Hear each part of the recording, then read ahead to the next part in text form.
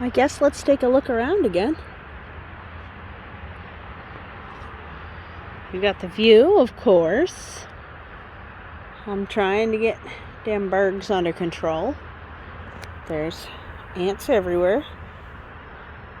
I gotta go watch Howie's live about ants, I guess. It was yesterday. That's Food Forest Permaculture, the channel.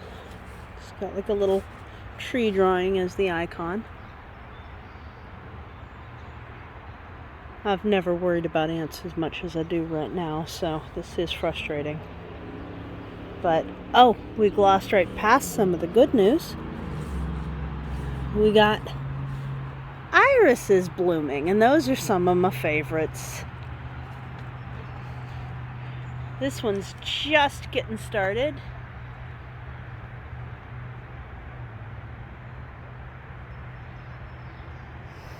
I like that the pom-pom alliums get started a little sooner because it closes the gap between the two types of flowers as far as like big showy things.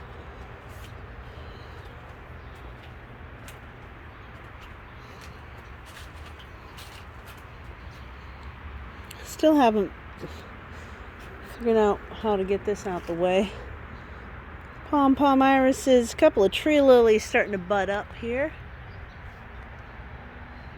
These are the peonies. They're white with like a slightly pink center.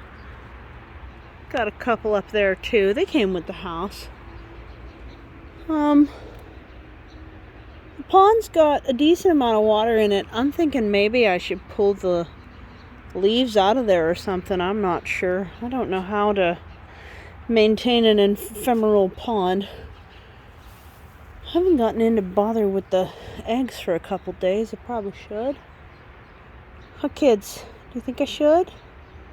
They're digging little holes and burying their little eggs, and I don't know where they are, but they're sure happy about it.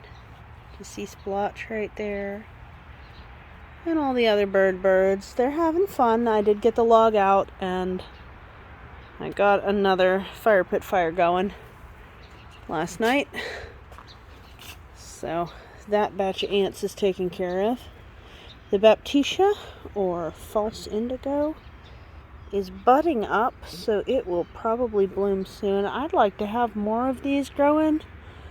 But I think the seedlings need protection when they get started because it seems something comes and eats them. Like the seeds sprout at a great rate, but then they will be gone. So probably have to get some of the seeds started in a protected sense.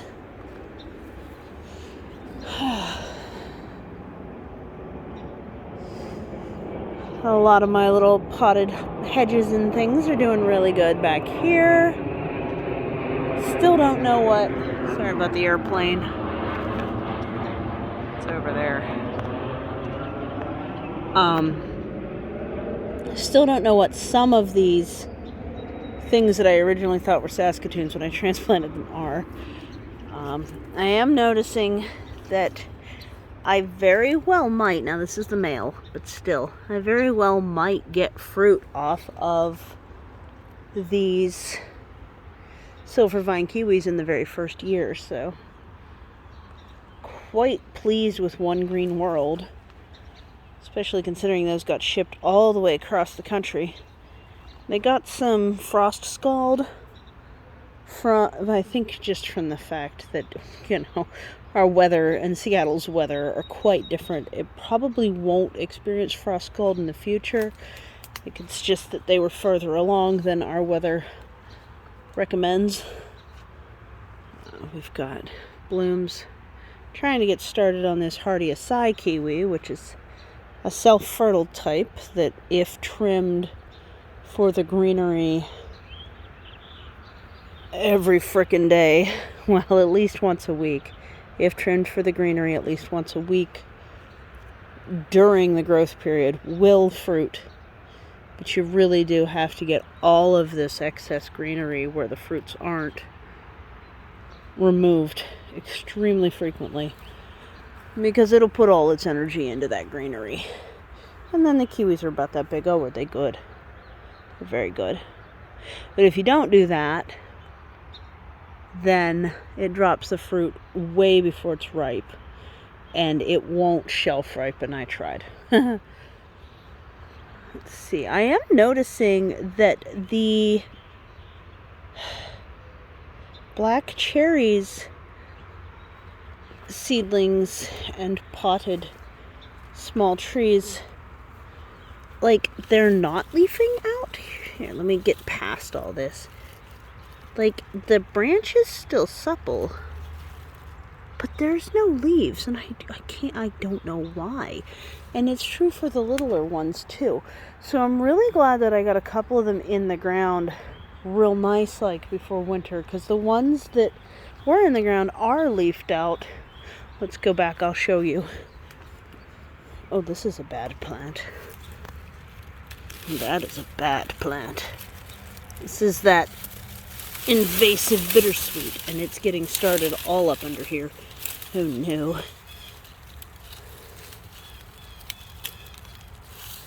Gotta get it by all the roots, or it's really, really bad. Oh geez. I'm gonna have to come in here and, like, dig. So over here, now I got a bunch of dirt in my shoes. Right there is a black cherry. And I'm going to plant that right alongside the snake root. Still one of my most popular videos is me explaining why I actually love snake root. So, if you haven't seen it, you can probably look it up.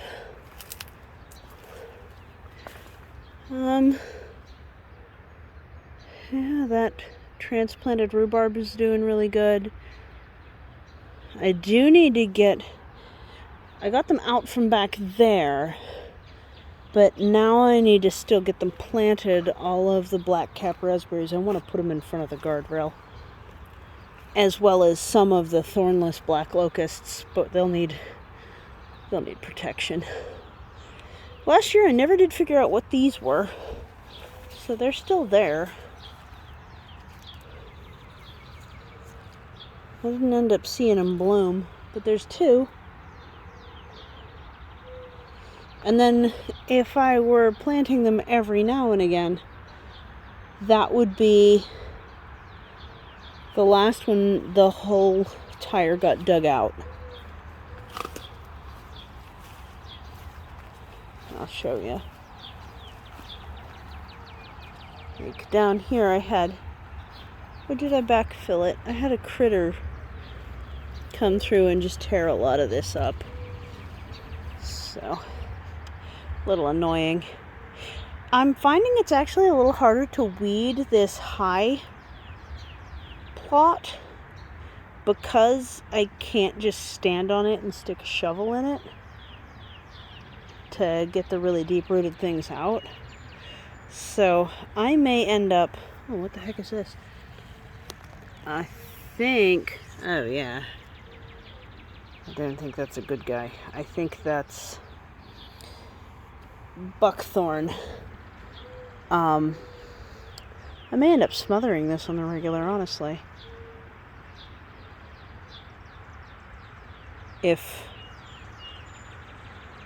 Depending on what I end up using it for, it may just need to have, like, the quail's droppings all added in there.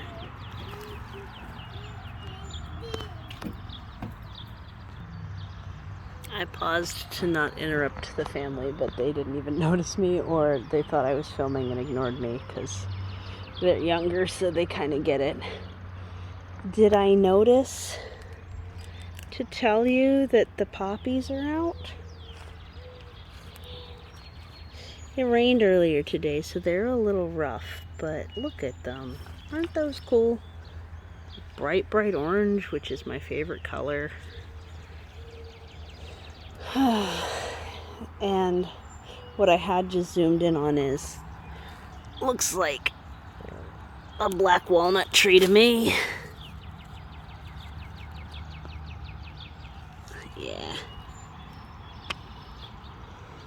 doesn't smell super strong, so it might be like a regular walnut.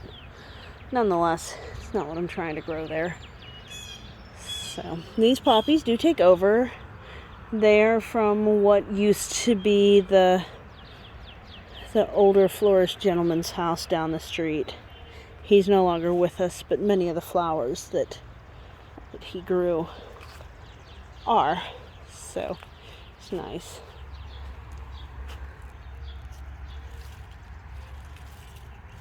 Dude, I don't know. I don't know what that is. So yeah, the backside of my fedge is getting really, really weedy, and I'm kind of at a loss as to what to do about that. Fedge stands for food hedge, and it's this right here, and then the walking path on the other side that then's got a fence on the other side. That is really weedy, and I gotta figure something out about it. I'm hoping I'll get some blackberries and raspberries, hopefully soon. At least the raspberries, they tend to start off sooner. And then it does look like this year the tree might hold on to at least some of its cherries. It's a rather diseased sour cherry tree, so, and it's late in its life. It's been about 15 years here. So, each year it kind of dies a little bit more, and it's always iffy whether the cherries will go ripe or not at this point in its life. It's pretty well filled in though, and when it passes, I'll plant something that isn't a stone fruit, something that can't catch the disease that it has. I did let one, maybe two from the looks of it. I did let the mushrooms go back here. Yeah, two that fruited back in here, but you can really see the weeds are pretty bad on this side of the fedge. But all of these are Arctic strawberries, and they're blooming, as you can see, and they love the shade. But the problem this tree has is down in here. Do you see that? Just absolute rot right at the base. So yeah, it's slowly dying, and I don't think there's much I can do about it. But if you've got suggestions about this side of the fedge and how to keep it under control, I'll appreciate that. I can see that the berries on the Red Lake Currant are really coming along, as are, well, those are kind of tied up in what looks like the start of a bagworm colony. I'll have to check on that, but let's look at some healthier ones, as are the Saskatoons, really coming along. As always, the flowers and early fruit frost scorched off my sweet cherry and my plum. So I am in the process of potting up,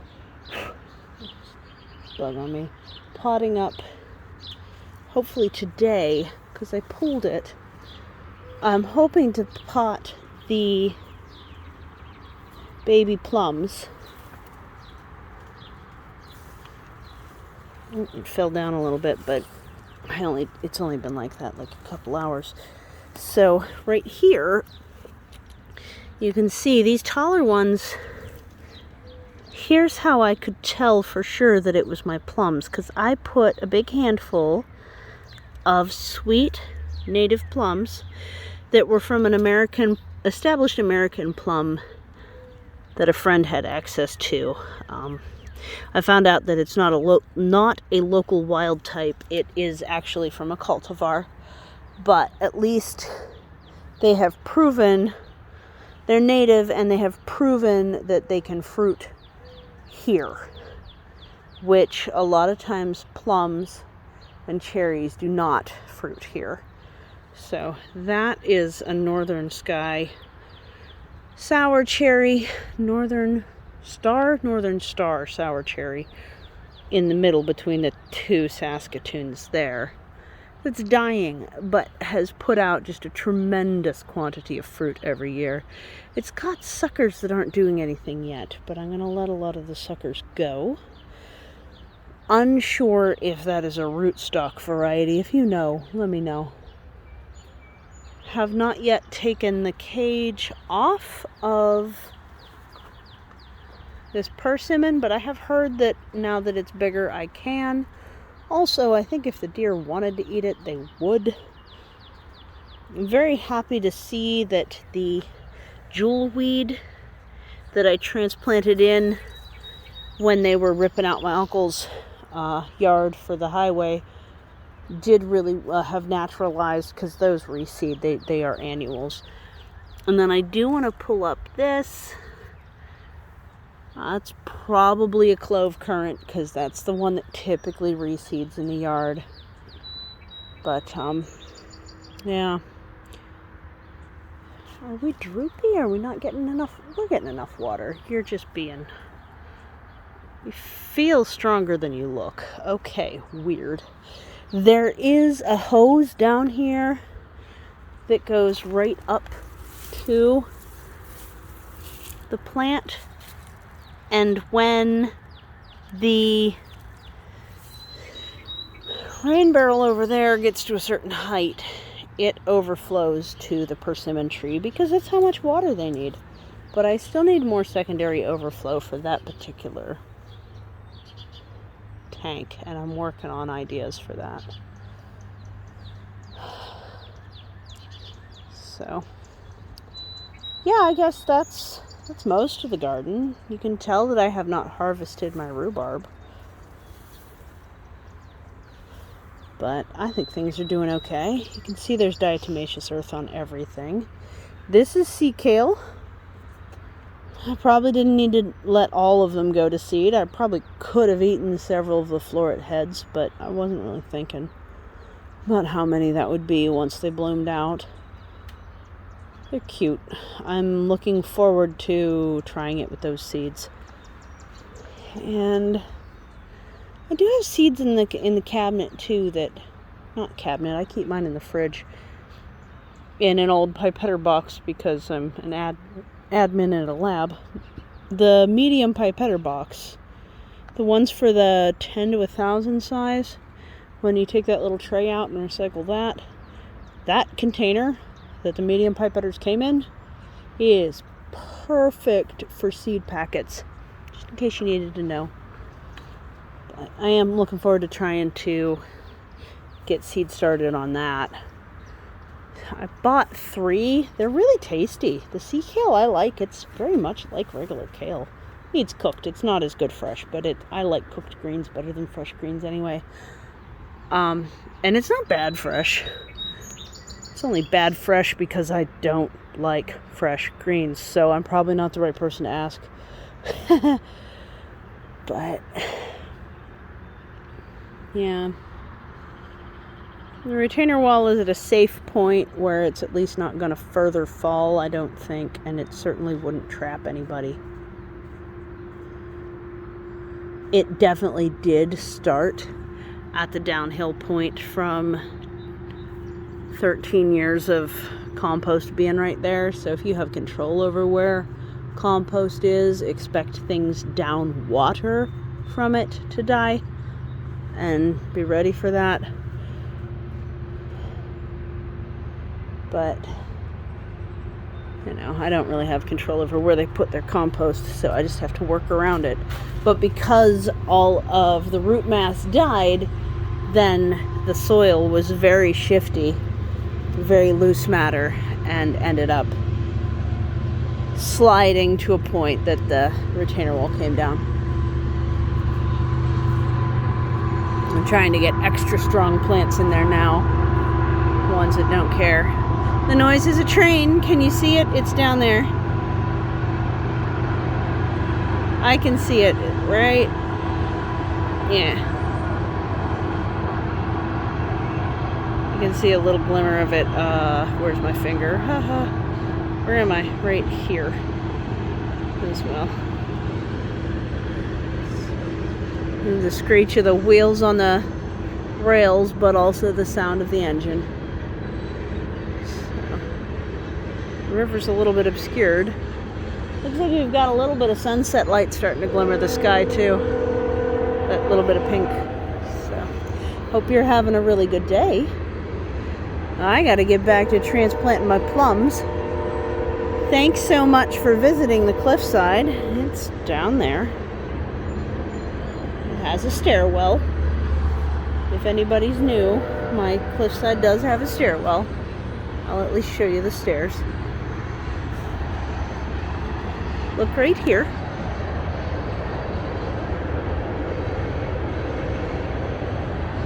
I don't know if you can tell, but those stairs are made out of tires. So now you can really see the train there, in my opinion. I can see it. Yep. Hope you're doing really well. Thanks so much for visiting the cliffside. This has been Permaculture. Take care. Bye.